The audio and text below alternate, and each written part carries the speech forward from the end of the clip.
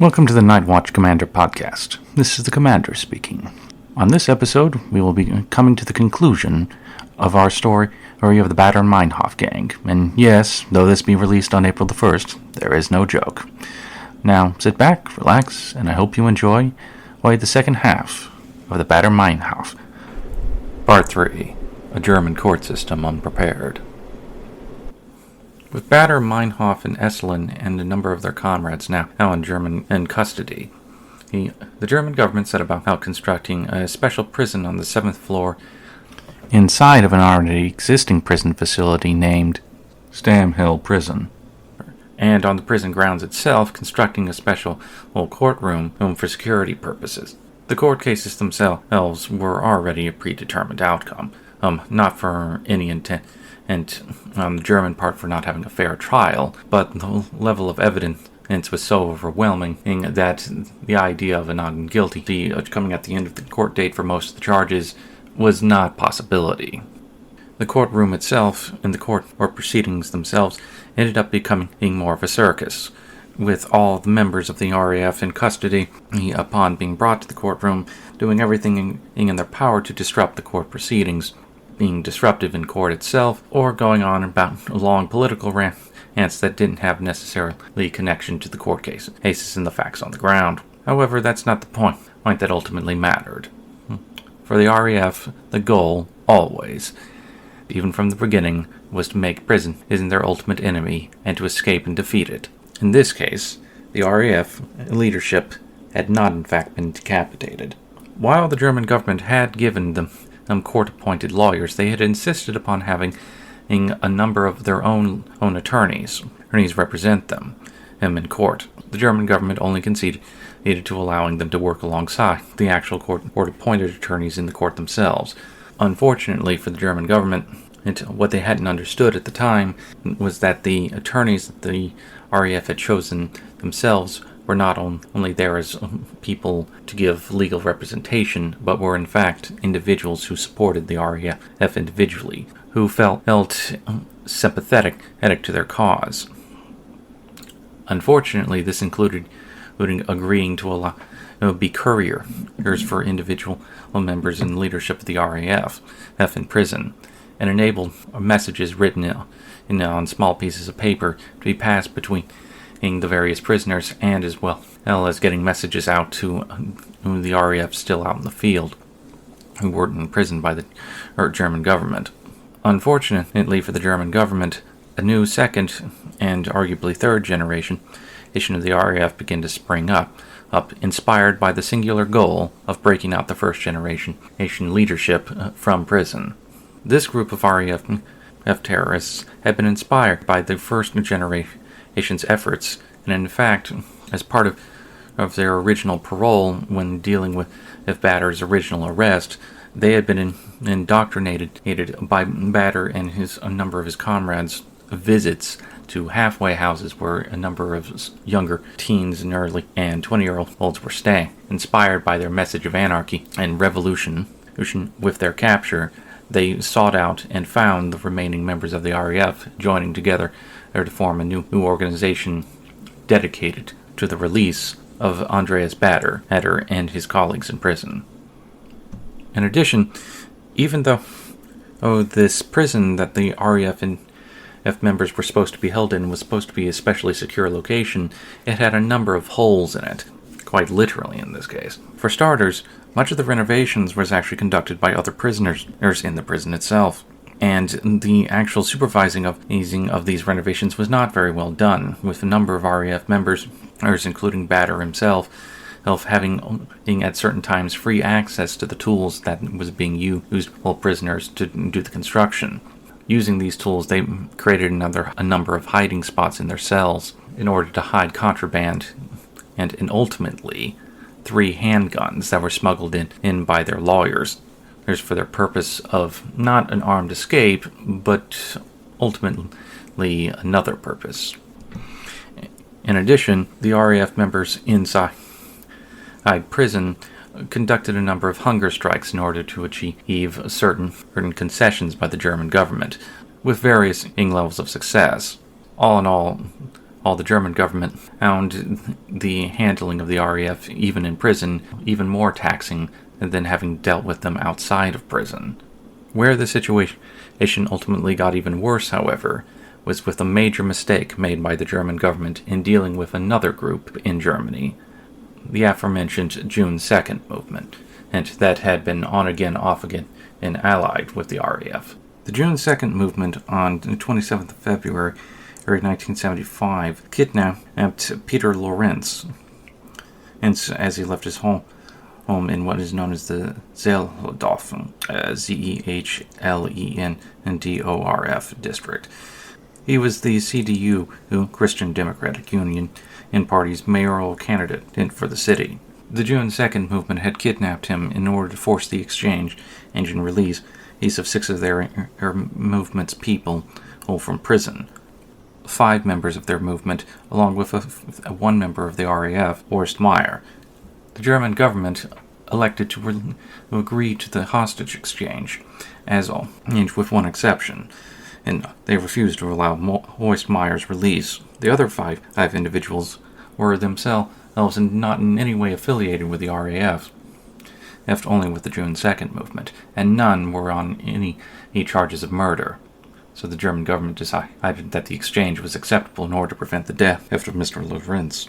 The German Chancellor at the time, Helmut Schmidt, himself would say 30 years later that even though the agreement had been made that night, he realized that it had been a mistake, but it was too late. The hostage exchange was successful. He knew at that point he had opened a can of worms, and that inevitably future situations like this would occur in which members of the RAF would attempt to free their comrades in prison using this technique. He would unfortunately be proven correct. For my own commentary on this event, events were moved far too quickly in this case. I honestly don't see how the German government could not have foreseen how this was going to blow up. The give you a mouse a cookie, he'll want a glass of milk effect here was relatively obvious, but in their rush to try and save a man's life, they were only thinking tactically, not strategically, much to their own deficit here. The fears of Chancellor Schmidt, it ultimately became true, who on April 25, 1975, merely 2 months after the events of late February, early March, RAF members took hostages at the West German Embassy in Stockholm, Sweden, in which they demanded the release of their comrades in prison. This time, the German government refused to give in to any of their demands, and at midnight on the same day, the hostage takers detonated bombs inside the embassy. 2 hostages died, along with one of the terrorists who took over the embassy. The rest, though badly burned and injured, survived the whole event. With the failure of the West German Embassy hostage situation in Stockholm, Sweden, the prisoners in Stahlhelm prison continued on with their trial. However, with continued years behind bars, cracks in the facade of unity of the prisoners began to appear. Communications, still continued by their attorneys between the prisoners, became frayed. On the 8th of May, 1976, Urkel Meinhof elected to hang herself in her cell.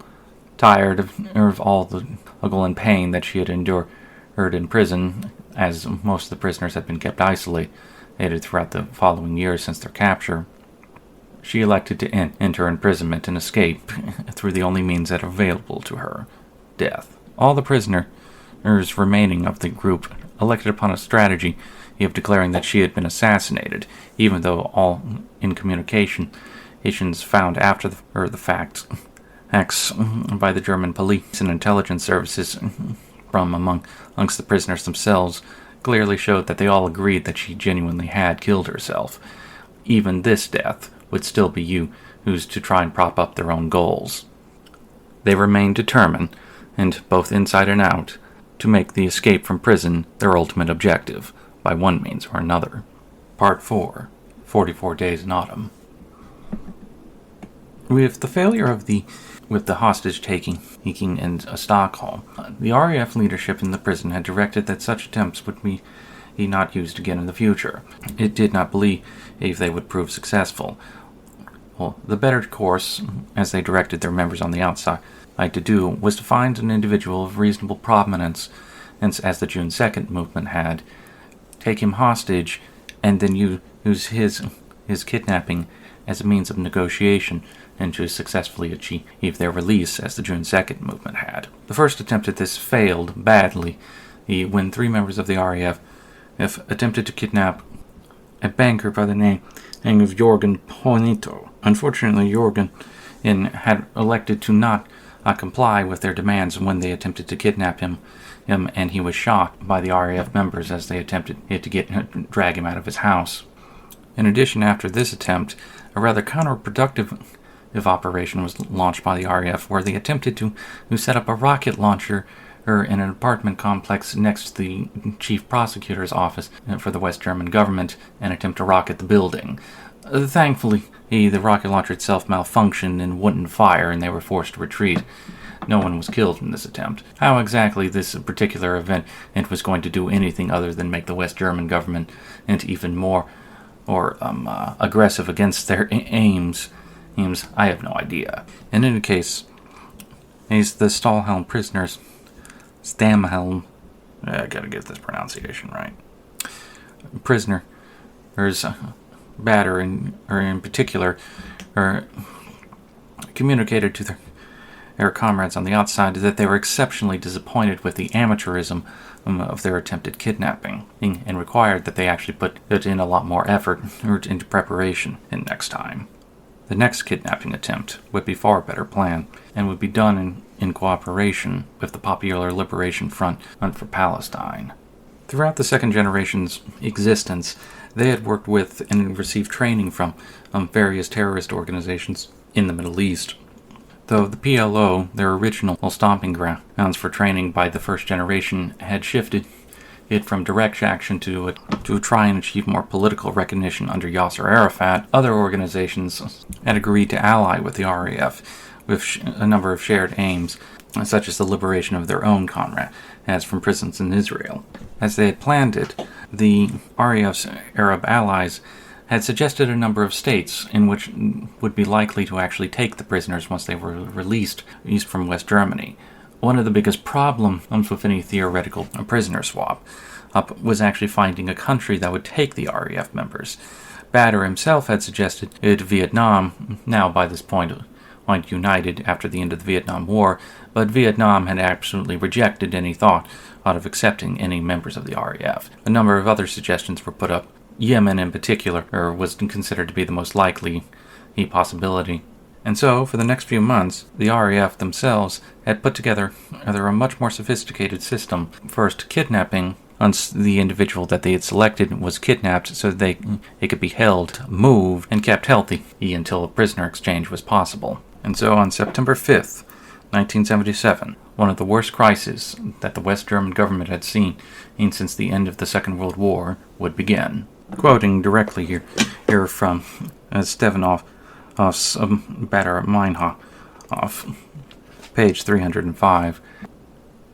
Hans Martin Scheier was president of the Employers Association of the Federal Republic of Germany, and of the German industry, and on the board of Daimler-Benz, and yes, that Benz, and was given the classification security risk number 1.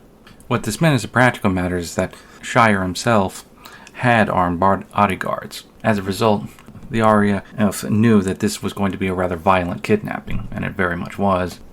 Scheier typically traveled by motorcade, 2 vehicles, the first being his personal Mercedes. He's driven by a driver, but he was also followed by a police car with 3 police officers inside, all armed, of course.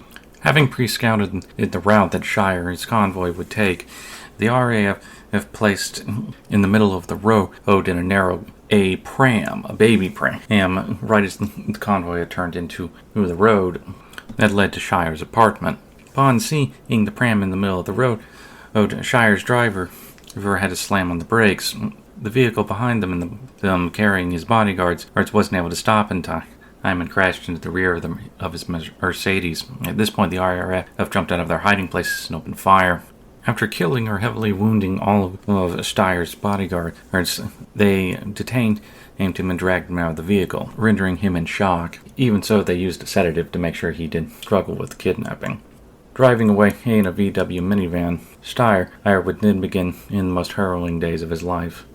With the events of the kidnapping The German Federal Republic elected that they would not give in this time. All negotiations initiated on their part were merely attempts to buy time in order for the police to have a chance to successfully locate Steyer's kidnappers. Unfortunately, for 44 days, Steyer's kidnappers would constantly move him about from one safe house to another. Multiple of times coming within a hair's breadth of being discovered, they still managed to get away. However, from the start, the negotiations with the Federal Republic of Germany did not go well. The RAF was becoming increasingly impatient. Steyr, for himself for the matter, though cooperating with his kidnappers in the sense that he would always give evidence to him being alive whenever requested, with whatever pieces of information that the negotiators requested to prove that he was still alive, such as passing questions on to ask specific personal pieces of information about his life that only he would know, or close family members. Steyr himself would never actually give any positive statement requesting that the German government actually do the exchange. For all the difficulty he was in, he remained a brave, even steadfast individual throughout. For the RAF, however, things continued to get desperate. They realized that the kidnapping itself was not resulting in the results that they desired, the release of the Stahlhelm prisoners. At which point, the situation escalated once again.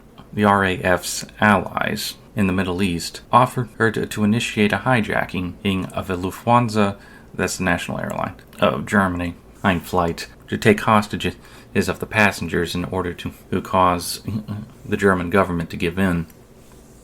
After much internal debate on the subject, in which even Baader and Elson and their comrades in prison had been communicated with through the intermediaries of their attorneys, they themselves had actually expressed some trepidation at this option, but ultimately it went ahead. On October 13th, 1977, Lufthansa flight LH-1881 took off from Frankfurt. There were 86 passengers on board, and the aircraft itself was a Boeing 737. 4 of those passengers, however, were Arab hijackers. Their leader identified himself as a Captain Martyr Mohammed, no doubt a false name, but in any case, we'll go with that. The hijackers, having seized control of the aircraft, directed it first at Cyprus to refuel and then later landed in Italy.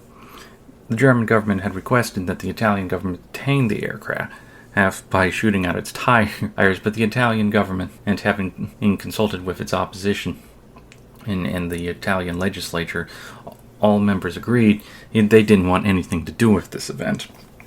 So they refueled the aircraft and allowed it to fly on.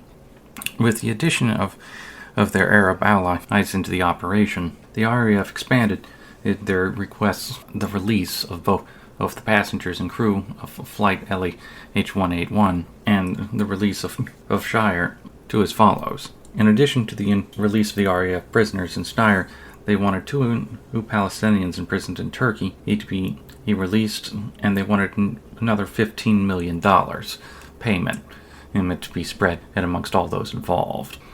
The hijacked aircraft flew on back to the Middle East. Landing in Bahrain in the Persian Gulf, the German government decided to act. What nobody knew is that the German government had an ace up in their sleeve.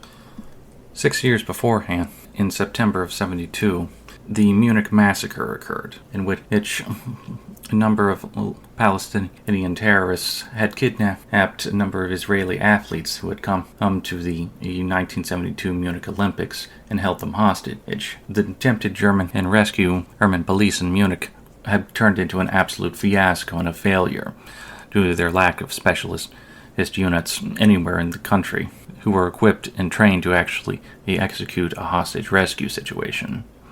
The resulting deaths of all the Israeli hostages forced the German government in secret to begin in preparations to build a specialist unit to handle such scenarios. That unit was the GSG-9. The GSG-9 is an interesting creation. In order to create it, the German Federal Republic had to actually go find a source of personnel that was actually not military.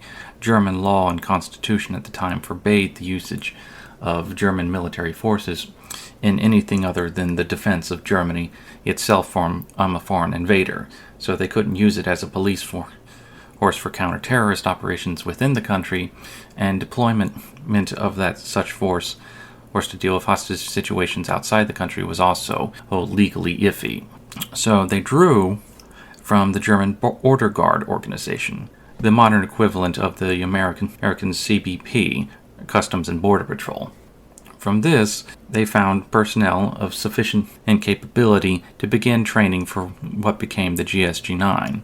The GSG-9 borrowed a lot of training and techniques from two other organizations that existed at the time, their only true equivalent at the time of creation, that of the British SAS and the Israeli, I'm going to butcher this name here, but I'm going to do my best, Sayed Makal. The GSG-9, however, since the events of Munich, had never actually been deployed. They had been spending 5 years building themselves up, training, practicing techniques, such as actually dealing with the very scenarios they now found themselves having to deal with. The actual taking over of an aircraft by hijackers, and then them training for actually raiding the aircraft to take it back once it had landed at a location that they could get to. However, in Bahrain, they had ran into a problem. The local Bahrain government didn't want to actually allow a foreign organization to attempt a rescue on their soil. However, they did allow for the GSG-9 to actually arrive on site and provide expertise on the subject. And realizing the situation that they were in, the GSG-9 decided that they would flat out give a crash course to the Bahrain Hooper unit that had been selected to perform the rescue. In the end, it didn't end up mattering. The terrorists successfully managed to convince the Bahrain government to allow them to refuel and fly away again. This is where the plan, however, started to break down for the RAF and their allies. And their difficulties would actually come from a most unexpected place. The East German government had decided to come in and to use their influence against the RAF and the PFLP. I suspect they had some ulterior motives here, but I'll get to that later. From the start, the RAF and their PFLP, the Arab terrorist organization that supported and executed the hijacking, had always banked that no matter what, they would be able to find refuge in Yemen. They had most of their training camps in Yemen at the time and were friendly with the Yemenis government. And that the hope was that once Baader, Elson, and the rest of their allies in prison had been released, that they would fly to Yemen and use Yemen as their safe harbor. And so, if they could get the aircraft to Yemen, from there they would be able to successfully negotiate for their release with the Yemenis government, and ensuring that no foreign force would be allowed in to attempt to rescue you at all, and the German government would crack. What they hadn't counted on was that the East German government convinced the Yemenis government to not cooperate, and to not only not allow for the aircraft to stay, but ultimately to deny both organizations the assurance that they would in fact be allowed to bring the released prisoners, if they should so be released, Baader and his comrades, to actually come to Yemen. This was an absolute disaster for the entire operation. In fact, when the aircraft approached the Yemenis capital to land, the Yemenis government flat out refused them landing permission, and it actually put in roadblocks on the runway to prevent them from being able to land. In an amazing moment of skill, the aircraft's captain, Captain Schumann, managed to actually land the aircraft on the dirt strip beside the airport runway and taxi it back onto the other end. He didn't have any choice. He was almost out of fuel. Well, he either landed right then and there, or he was going to crash with everyone on board. Unfortunately, this act of bravery wouldn't save Captain Schumann. Schumann decided that he wanted to actually get out of the aircraft to check at the underside of the carriage to see that everything wasn't damaged.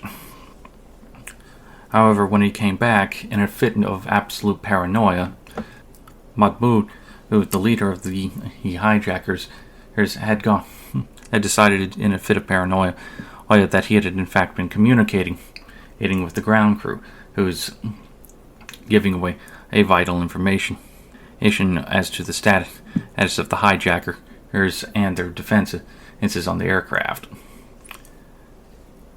Sadly for Captain Schumann, this paranoia would lead to his death, as Mahmoud elected to kill him, shooting him in the back of the head. After successfully being refueled, as the government of Yemen had decided that they didn't want anything to do with this hijacking either, the aircraft's co-pilot, now fully in control, absent his captain, had to fly the aircraft out of Yemen. The decision was made by the hijackers to fly on to Mogadishu in Somalia. The government of Somalia at the time allowed them to land, but also quietly had allowed for a second unit of GSG-9 who had been held back in Germany while the first unit went into Bahrain, to then come into Mogadishu, who would make preparations for a rescue. The German government had had enough. After some consultations with the government in Somalia, all parties agreed that the aircraft would have to be retaken.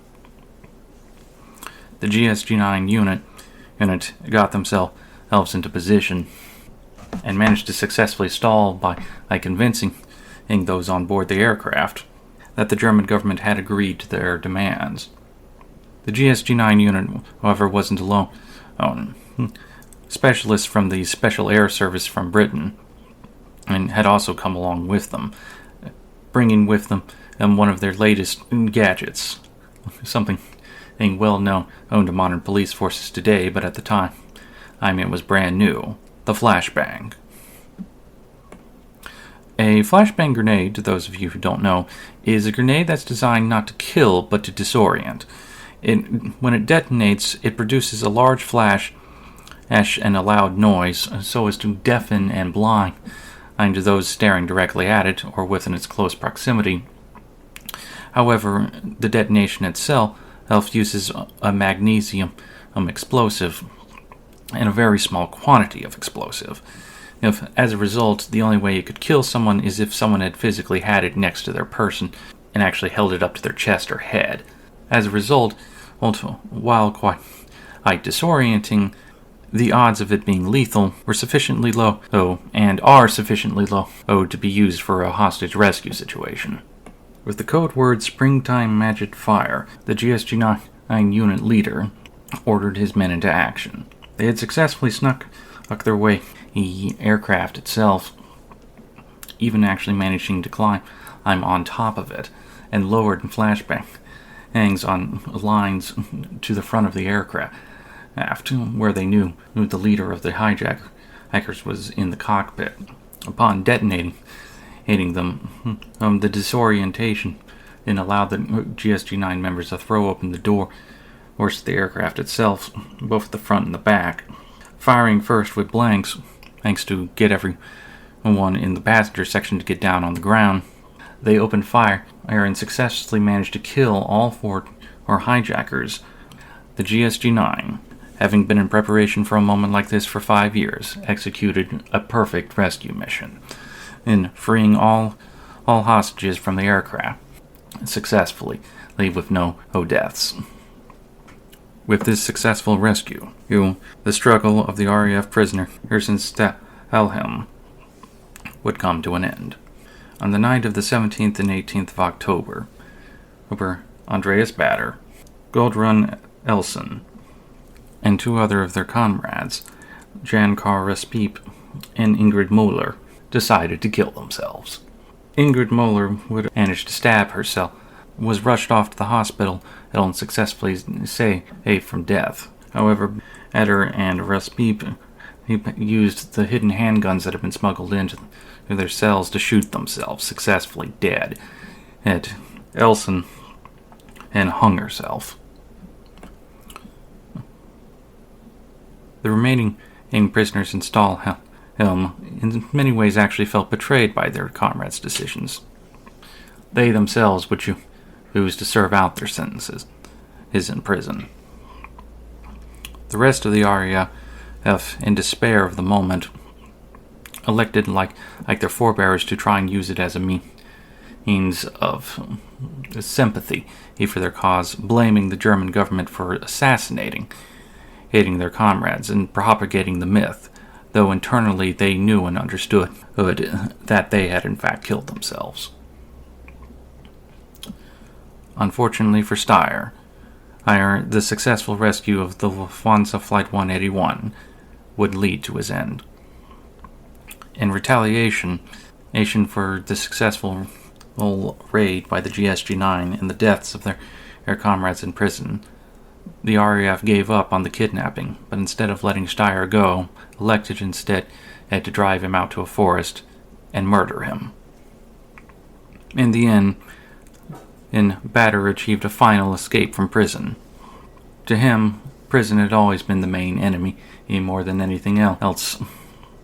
And it should be emphasized here just how crazy this is. Baader's original prison sentence in 1970 would have ended in only about 10 months after his initial escape. He could have been a free man, but he wanted his anarchy. He wanted to go about the routes he did, and he suffered the consequences. And along the way, he brought many people down with him. The RAF's actions would result in the deaths of at least 45 people over the course of his existence, in addition to causing in many ways a loss of innocence for the Federal Republic of Germany. Before the RAF, much of West Germany was trying to create in their own minds a more stable country that didn't require such types of military force be used, let alone the use of force by government and forces within their own country, such as they had to do in response to the RAF. Special prisons, special courts, and ultimately, in the case of the GSG-9, special forces. In trying to bring down what he thought of as a militant state, he ended up making West Germany more military-oriented than not. And in many ways, that is the RAF's true legacy. The forcing of the West German government to lose, as many people would see it, its innocence and idealism, that they could run their nation without having to use such methods. The rest of the RAF would ultimately come to two fates. Some members dropped out electing to leave after the failure, their attempted springing of their comrades in jail. The rest would find their way to East Germany, and this is where I actually come to a conclusion, which is about why the East Germans sabotaged their attempts to operate in Yemen.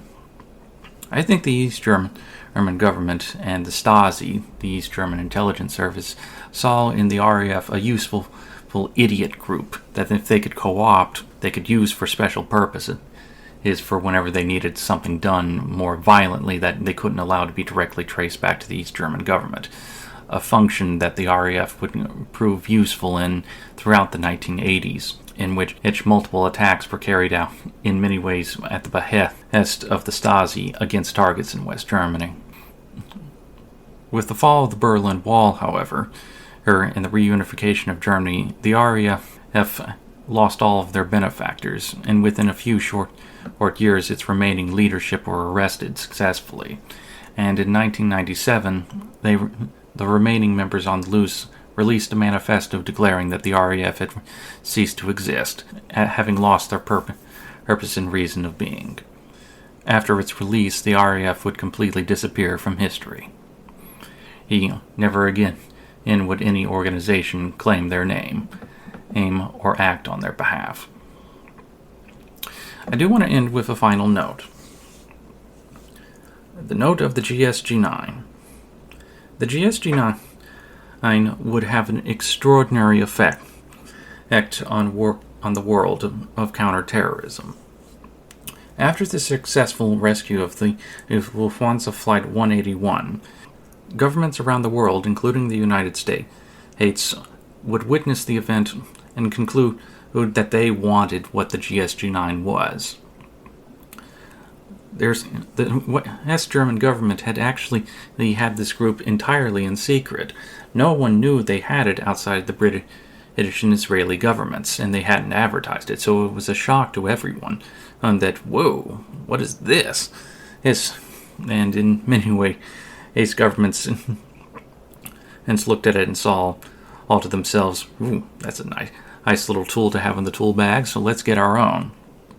As a net result, the United States Delta Force and the FBI's hostage rescue team, in many ways, can trace their ancestry to that successful action that day, and many other organizations as well, including the French GIGN,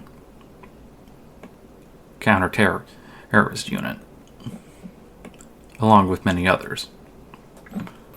All of these units continue to exist today, and in their actions have successfully saved the lives of hundreds, if not thousands, of people in successful hostage rescues over the years. In a way, ironically, the RAF's actions created organizations that resulted in the saving of even more lives than they ever took. Silver linings and all. Not that justifies their existence. They were a terrorist organization. There's not much more to be said about that. And with that, we come to the end of this episode of the Nightwatch Commander Podcast. Thank you for joining, and I want to thank you all, as per usual. May the Lord Jesus Christ bless and keep you all. Thank you.